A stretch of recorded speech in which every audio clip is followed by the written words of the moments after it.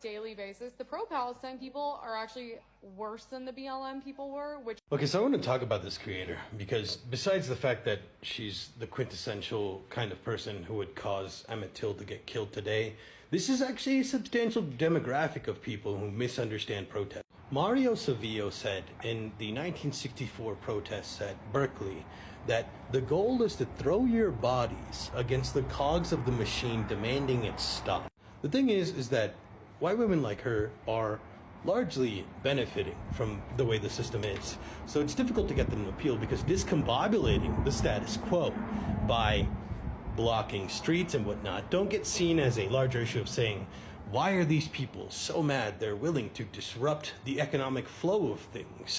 But rather, why are they inconveniencing me? And while getting you to understand this viewpoint of why the protest is happening is important and a part of this message, you are not the audience they're trying to get to understand. The goal of protest is to attack the capital and the message and speak to power, as the literal phrase goes, to the situation that's being caused, saying these protesters wouldn't be here if we stopped bombing people. And the unfortunate truth from what I've encountered with people like this is that they largely won't care about a conflict involving people that don't look like them. So you have to find the manner that appeals to them about the argument and move forward on that.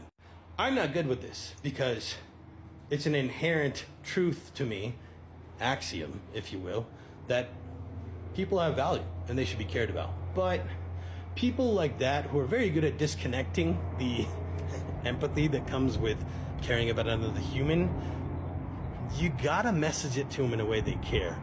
And for a lot of white women like that, it's animals. They won't care about those Palestinian children getting killed. But if you show them the cats and dogs that are affected, they might think otherwise. And I hate to say it, but I actually have examples of this. I've had conversations with people where they didn't care about things like a giant border wall coming up to effectively kill immigrants that would cross a perilous journey from Mexico to the United States. Literally hundreds of uncounted bodies. But as soon as I mentioned the ecology effects of how animals and the ecosphere would be affected by it as well, suddenly it mattered more. And this is not to discredit that we shouldn't care about the environment to that extent.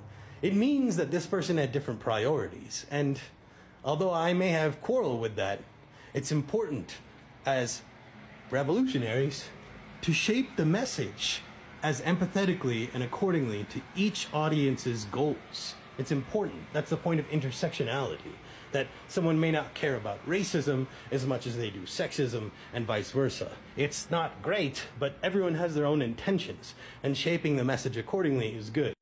I may not be the kind of person who can shape this message to everyone in a manner that isn't rude or condescending, but this is my style. I like being truthful, even to an abrasive extent. And honestly, I think it's the only way someone like her would care.